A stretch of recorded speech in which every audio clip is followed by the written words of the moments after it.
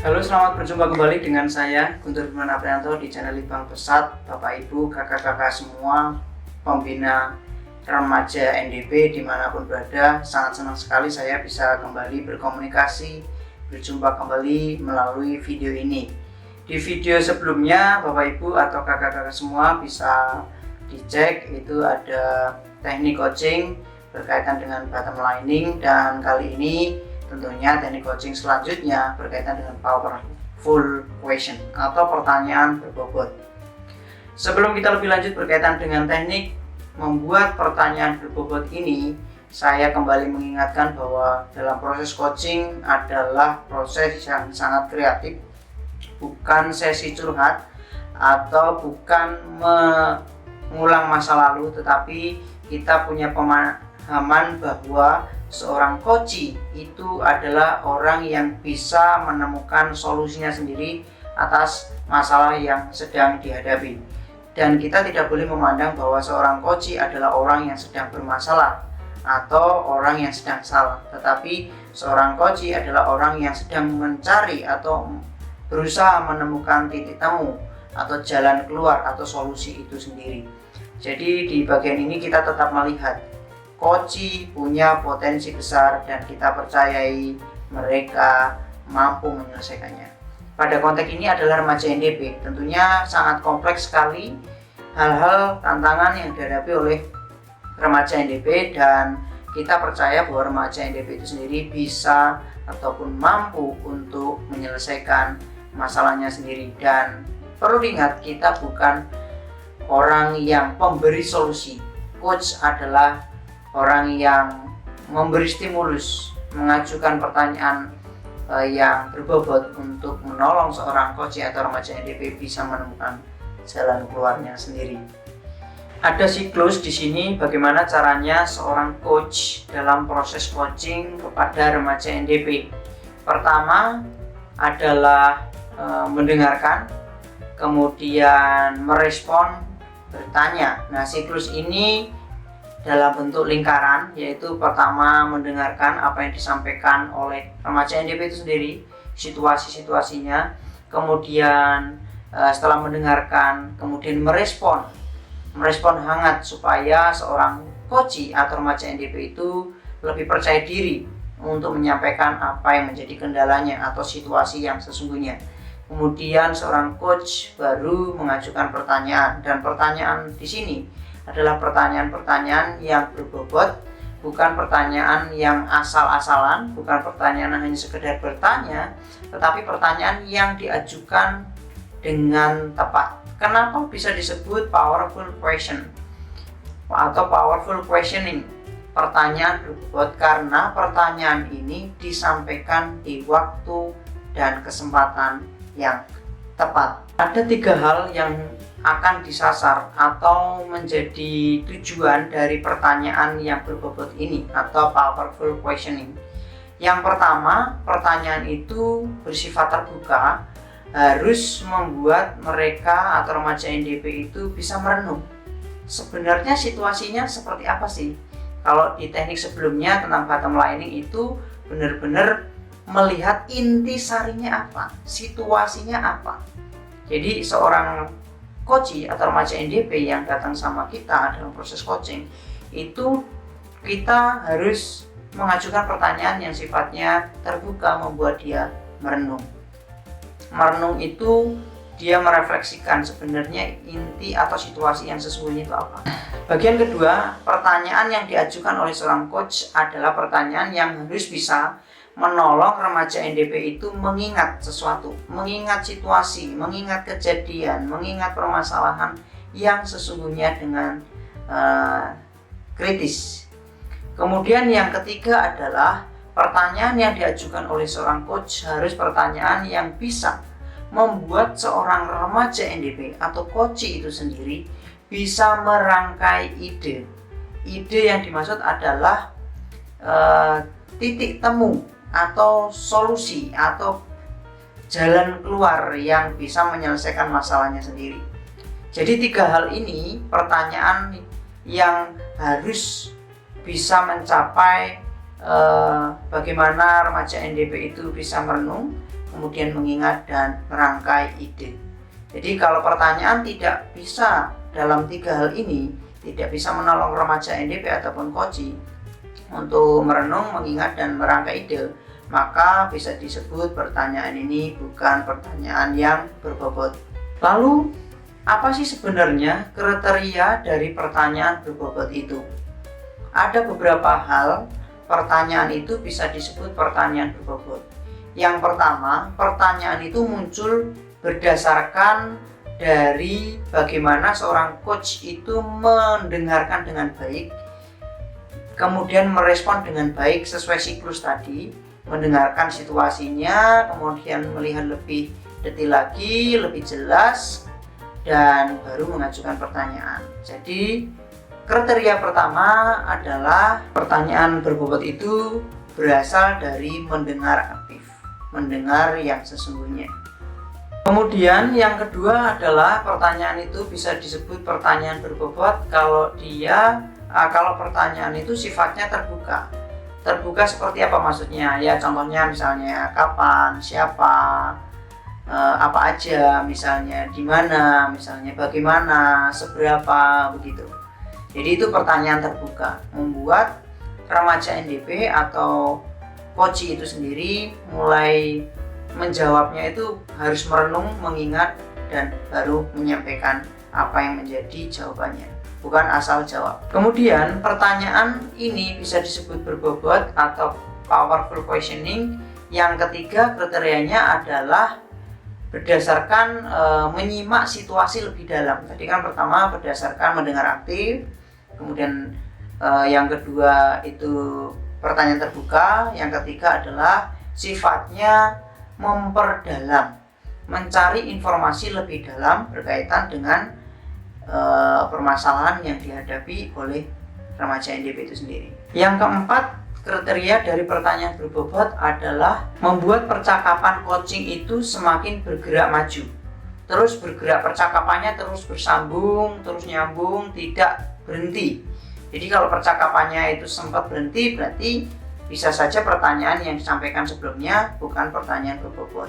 Jadi kalau pertanyaan berbobot itu membuat percakapan terus menerus sampai melihat situasi yang sesungguhnya lebih dalam itu tadi. Nah, kemudian ada 4 hal juga yang membuat pertanyaan itu menjadi tidak berbobot. Tadi yang pertama adalah kriteria pertanyaan berbobot, kemudian berikutnya adalah pertanyaan yang tidak berbobot itu karena 4 hal ini. Yang pertama, pertanyaan yang muncul berdasarkan judgement atau bukan dari hasil mendengar aktif. Jadi pertanyaan asalnya dari asumsi seorang coach, oh mungkin soal ini ceritanya, oh begini-begini. Jadi bukan asalnya dari mendengar aktif, tapi dari asumsi. Jadi pertanyaan itu menjadi tidak berbobot. Yang kedua, pertanyaan itu dimulai dari kapan, apakah, sudahkah, gitu. Jadi itu pertanyaan tertutup. Jadi sudahkah, ya jawabannya mungkin kalau nggak sudah ya belum, begitu. Atau belum tahu. Jadi itu pertanyaan tertutup. Itu pertanyaan yang tidak berbobot. Kemudian pertanyaan yang ketiga adalah pertanyaan yang mengarahkan atau menyetir Koci atau remaja NDP itu pada solusi yang sudah dimaksud oleh seorang coach. Maksudnya gini, tadi kan hasil judgement, asumsinya mungkin itu masalahnya cuma gini kok, solusinya pasti gini. Nah, pertanyaan itu menjadi tidak berbobot kalau seorang coach kemudian mengajukan pertanyaan tujuannya ke jawaban yang dimaksud oleh seorang coach itu tadi. Pasti jawabannya gini, harusnya jawabannya gini misalnya. Nah, harusnya jawabannya gini itu menjadi patokan, acuan atau arah dari proses coaching itu sendiri. Nah, itu jadinya tidak berbobot. Seharusnya benar-benar alami, solusinya ditemukan oleh seorang coach atau remaja NDP itu sendiri, bukan solusi yang ditawarkan oleh seorang coach sehingga seorang coach atau remaja NDP itu disetir, maksudnya disetir sehingga bisa memilih solusi yang kita maksud tadi itu, atau dalam bahasa Inggrisnya disebut leading question. Nah, bagian yang keempat yang membuat pertanyaan itu menjadi tidak berbobot adalah pertanyaan itu mengulang mengorek-ngorek kembali masa lalu. Jadi masa lalu seorang remaja NDP, masa lalu koci itu dikorek ulang-ulang lagi. Jadi percakapannya bukannya bergerak maju, justru bergerak mundur gitu. Padahal prinsipnya dalam coaching itu tidak boleh terlalu mundur ke masa lalu. Sifat coaching adalah terus maju masa sekarang dan masa yang akan datang. Solusinya apa? Strateginya apa? Bagaimana cara menyelesaikannya dan lain sebagainya. Seperti itu, bukan mengorek masa lalu. Nah, 4 hal ini yang membuat pertanyaan menjadi tidak berbobot. Bagian berikutnya adalah pertanyaan itu meskipun pertanyaannya bagus, menjadi tidak berbobot jika disampaikan di waktu atau kesempatan yang tidak tepat. Contohnya seperti apa? Misalnya yang paling gampang, soal kesulitan mata pelajaran remaja NDP atau masalah keluarga misalnya. Atau yang paling gampang mata pelajaran aja ya, nilai misalnya. Ada remaja NDP memang sepakat sejak awal ingin mengembangkan misalnya kompetensinya dalam atau intelektual atau nilai sekolahnya misalnya. Terus datang sama kita, sama coach, terus dia tanya, "Kak, gimana ya Kak, nilaiku kok anjlok, nilaiku turun banget drastis. Yang kemarin-kemarin dapat nilai tinggi, dapat juara, sekarang benar-benar nilaiku turun, nggak dapat juara." Terus ada pertanyaan begini dari seorang coach, karena coachnya cerita begitu tadi, remaja ini cerita keluhannya. Terus coach tanya, "Lalu bagaimana solusinya?" Gitu misalnya. Nah, itu pertanyaan yang seharusnya itu pertanyaan, boleh lah pertanyaan itu, tapi di paling belakang gitu. Tapi kalau diajukan di awal-awal atau di pertengahan itu kurang tepat, karena itu akan membuat remaja NDP itu jadinya malah spontan mikir begini, "Loh, aku tuh kesini melakukan coaching mau cari solusi, bukan malah suruh menemukan solusi sendiri gitu Mas. Aku tuh bingung malah ditanya solusinya," misalnya begitu. Jadi itu pertanyaannya bagus, tapi tidak tepat cara penyampaiannya, karena harusnya itu di posisi paling belakang pertanyaan itu, justru malah disampaikan di awal ataupun di pertengahan. Nah, bagaimana contohnya pertanyaan yang berbobot dan tepat? Misalnya dalam situasi seperti itu tadi, ada remaja NDP tanya atau mengalami masalah tentang nilai mata pelajarannya yang turun drastis misalnya. Lalu pertanyaannya harusnya pertanyaan yang lebih dalam. Dari mendengar tadi, kemudian menyampaikan pertanyaan misalnya, "Oh, jadi nilaimu," misalnya ini teknik lain ya, jadi paraphrasing, "Jadi nilaimu itu misalnya menurun, yang biasanya dapat juara, dapat peringkat misalnya, nilai tinggi, terus sekarang tidak." Lalu pertanyaannya begini, "Emang mata pelajaran apa aja yang nilainya turun?" misalnya. Itu pertanyaan. Kan jadinya remaja NDP jadi mikir nih, merenung, mikir mata pelajaran apa aja yang nilainya anjlok. Apakah semua? Misalnya gitu. Kemudian pertanyaan berikutnya yang baik disampaikan untuk menindaklanjuti apa yang menjadi permasalahan remaja NDP itu tadi. Misalnya, memangnya turunnya jauh sekali ya dari nilai berapa, dari berapa, terus sekarang jadi berapa misalnya. Kemarin matematika emangnya berapa sih nilaimu misalnya? 9 Kak atau 100 Kak. Terus sekarang berapa turunnya? 85 Kak misalnya begitu. Jadi itu melihat seberapa jauh. Tapi pertanyaannya itu bukan pertanyaan yang seperti di awal tadi, justru membebankan remaja NDP. Tapi kalau pertanyaan seperti ini, pertanyaan yang membuat remaja NDP itu mulai ada sinyal-sinyal ya. Sinyal-sinyalnya gimana ya? Apakah yang menurun itu semua nilainya? Apakah hanya beberapa mata pelajaran? Sebenarnya itu yang membuat aku nggak dapat peringkat misalnya, gitu misalnya. Atau turunnya sebenarnya nggak jauh-jauh amat dari 90 ke 85 misalnya gitu.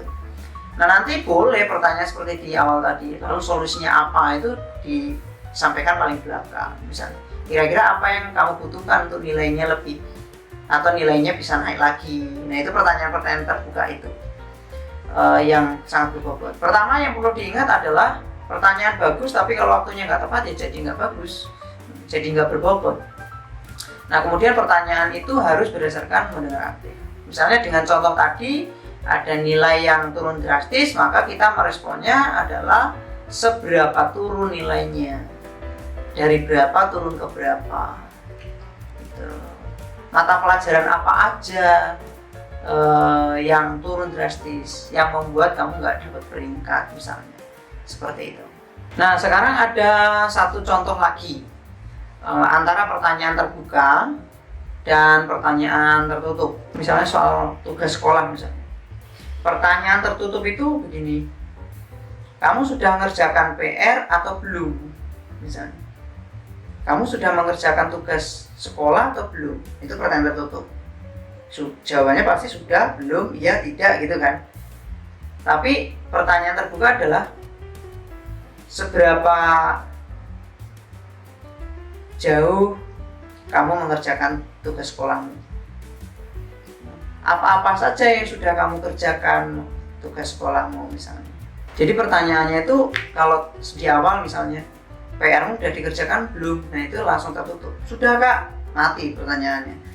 Percakapannya mati sampai di situ. Tapi kalau seberapa jauh kamu mengerjakan tugasmu?